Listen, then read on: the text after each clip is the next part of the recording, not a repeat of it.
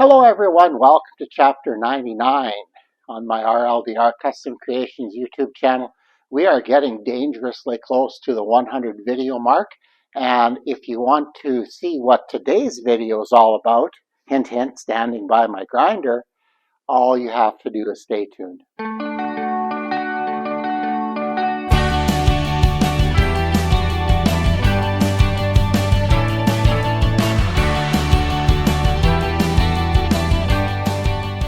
Well, I'm standing by my grinder, but this issue or this chapter isn't about my grinder. It's about my CBN wheel again. Okay, just a little update on the grinder. This ProPoint 3/4 horse 8-inch grinder has worked really well. I really like the variable speed. I find that I do most of my sharpening somewhere between 1725 and 3450. So I'm probably sharpening at about 2500 most of the time. That seems to work good for me. But anyway, that's not what I want to talk about today. I'll do a more in-depth grinder critique at some point, but not today. So I've got to talk about CBN wheel. And some of what I'm talking about today comes from my own ignorance. I sometimes believe everything I'm told by manufacturers about their equipment. For example, when the school switched to carbide cutter heads in everything, I was told that, no, you don't have to sharpen those things. There's no downtime. When a cutter isn't cutting quite right, you just loosen it, rotate it, and tighten it, and away you go. Well, the first time I did that, that was a complete disaster. I wasn't aware that the cutter head needs to be perfectly clean. Because if you get a little bit of something underneath one of those cutters, and it doesn't take much, then you're putting strips and lines down all your boards as you plane them. So then it took me a week of tweaking and fiddling around day to day to get that right. So I think I've made the same mistake with the CBN wheels. I assumed, again, maybe more me than anybody else, that these things were maintenance free. And I thought, okay, great, I'm going to put it on and I'm going to sharpen and grind, and that'll be till the end of time, or at least my time. That's going to be the way I sharpen. Wonderful. Well, it didn't take long.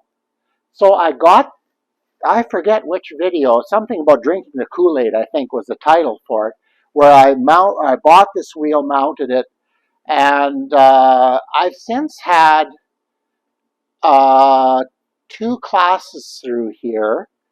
I have to look up the date of that video. It might only be about a couple of months, but this happened fairly quickly. So my student tools are these Benjamin's Best. Now, they're not a bad tool for my students. They're all I could afford when I set up my lathes a number of years ago, and thank goodness I did it when I did, because I wouldn't afford it now. But the steel here is not of the highest quality. They need to be sharpened more often. Now, opposed to that, my P&N tools, which are much higher quality steel. And I think that makes a bit of a difference in what I'm going to show you. But long story short, I was sharpening and I started to notice a buildup on the wheel itself. At first, the first day I sharpened with this wheel, man, oh man, it cut beautifully. Like you could just feel it. It cut really, really well.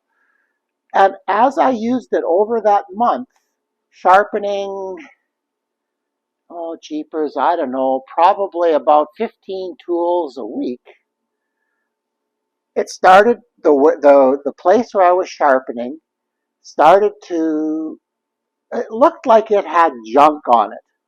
Now, I just assumed it was the abraded steel from the tools. But I didn't think that was supposed to happen with these things. With a wheel like that, yeah, you've got to surface them. I have all the equipment to do it. I know when to do it. Life is good. But I'd never experienced that with CBN wheel. So I went to the internet and started looking. And I found a video. I think it's the Woodturner store, something like that. You can look it up. And he recommends a way to abrade these wheels that is in many ways similar to dealing with one of those. But I find his explanation of one, in my opinion, critical segment of, of cleaning these wheels, I find that section to be there's not enough detail. I need to know more about that because he actually takes a vice grip and a drill bit and runs it across here back and forth to pull the the metal that's from your tools excuse me, that's deposited on the wheels to pull that out. Now I don't trust that. I don't want to use the wrong material. I don't want to wreck a $200 wheel.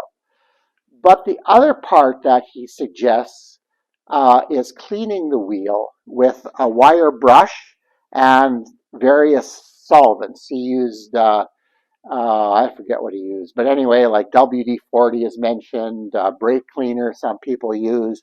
There's basically, like, it's really related to what I did with cleaning my cast iron surfaces in the last two videos. It's now I'm doing it here.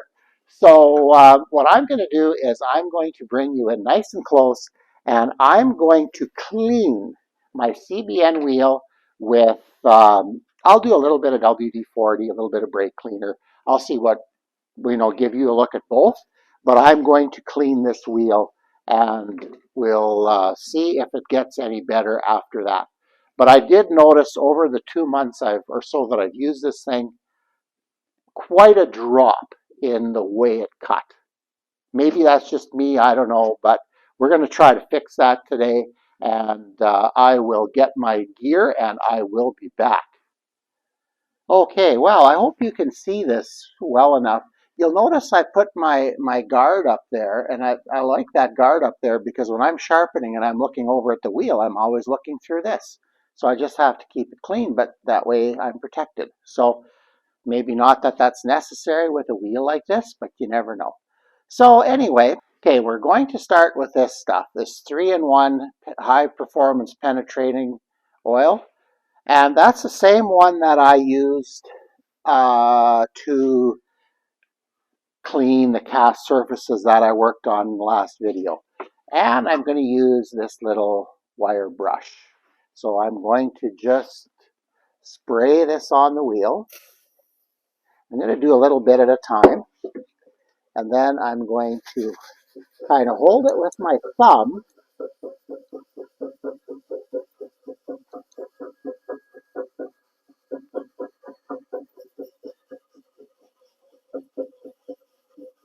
I don't know if you can see this.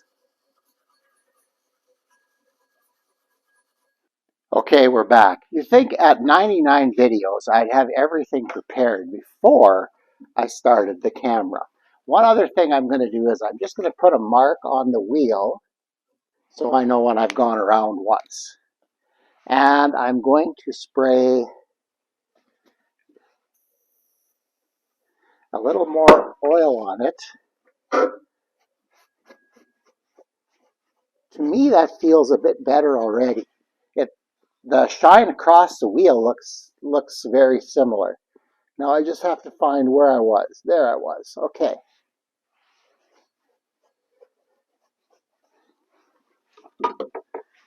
And I wonder if maybe a better way of doing this would to spin the grinder on low speed and then take a wire wheel and put it in your drill.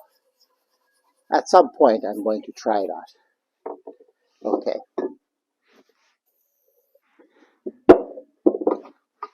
This wheel is hard to clean off because I think it's better.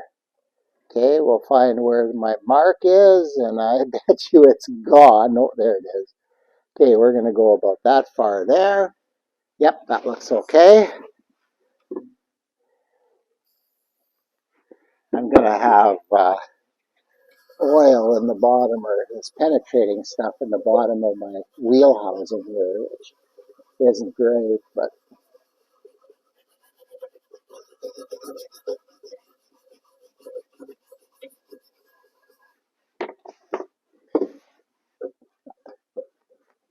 I guess the only way to tell if this is going to make a difference is going to be to sharpen a tool. But I'm a little scared to treat this wheel like a normal grinding wheel, like the videos seem to suggest. So I'm going to do a bunch more research. Maybe the key is to make this a part of regular maintenance. Just like abrading your typical grinder wheels, this way you could just do this every, depending how often you sharpen your tools, how often it gets used. Maybe just do this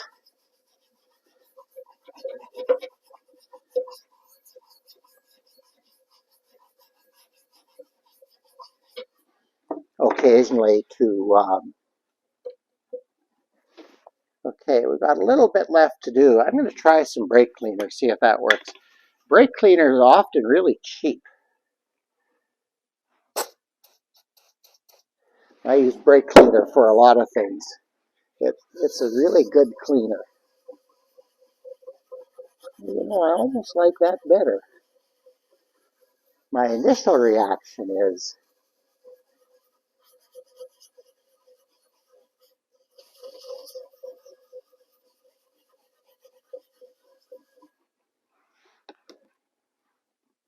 oh, I'm going to clean that off.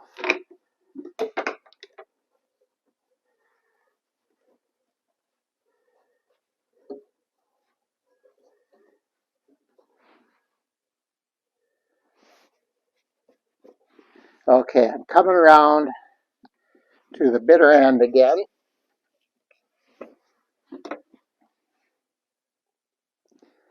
I don't know, that's looking pretty good. I think I like the brake cleaner better. I was thinking the only way to test this is to sharpen a tool, but I don't know if I want to sharpen a tool right now with this grinder, because there will be an accumulation of flammables in there, and I don't want to burn my shop down. I've worked too hard for this. Okay, I'm going to leave it at that. Maybe pat it dry.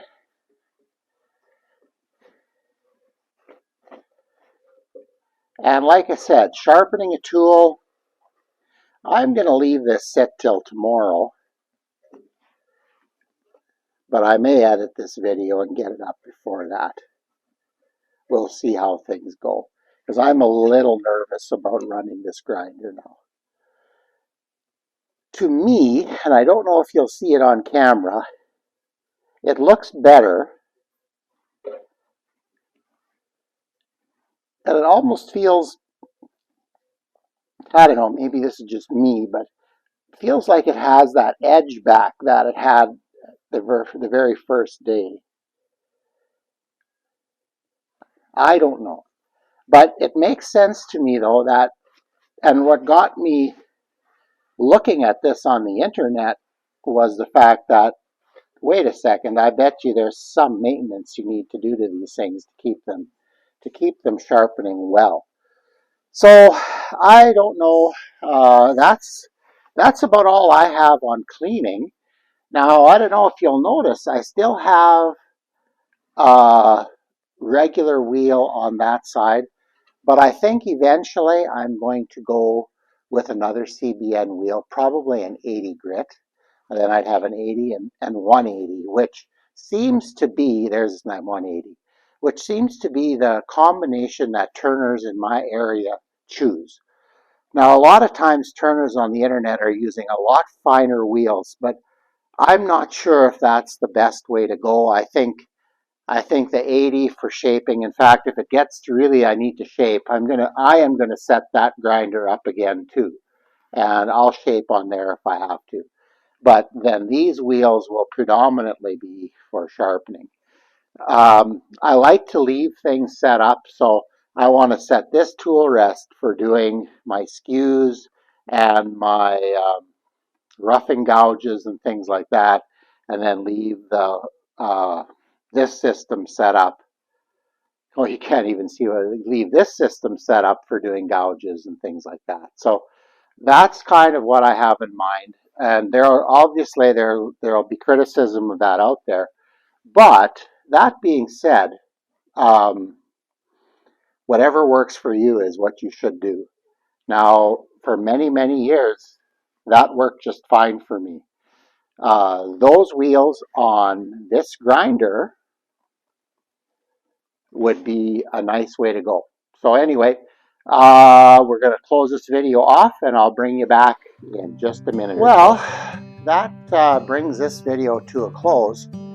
So yeah, there's all kinds of different things to learn about sharpening and maintaining your sharpening equipment. One thing I'm going to correct myself on right away, I use this brake cleaner to clean at the end, and it seems to do a nice job on the wheel. But I have to admit, I'm feeling just a wee bit dizzy from using this, so I don't think I'd recommend that. We're not doing that again. So I'll probably use, in fact, it probably will boil down to one day I'll just get my WD-40, which this isn't, but the person that I watched in the video used a PB Blaster product, which now you can get here too. So yeah, stay away from the brake cleaner. I don't think it's wise to use that in close quarters. But yeah, so this is done. I think the wheel looks better. It feels better. We'll do some sharpening with it just to test it out. I don't think I'll show you that, but I think it'll work a little bit better. And as far as my choice of wheels, eventually an 80 here and a 180 here, like I said, that tends to be the way turners, my friends, do things, and they're way ahead of me on this. So I trust their judgment, and I'll follow what they do. I hear that one of our more professional turners just turns with the wheels that come on the grinder or sharpens that way. So how you get the edge isn't as important as making sure you get that edge. So I've said that before. So anyway, with that in mind, this video, I might get it out today yet. If not, it'll be tomorrow morning. That'll be Christmas Eve. And if I'm really bad, then it'll be Christmas Day. But yeah, hopefully everybody has a Merry Christmas, a good time with family and friends, and an excellent New Year. But I will talk to you between Christmas and New Year's for sure. So anyway, take care, have a great holiday, and we'll see you on the next video.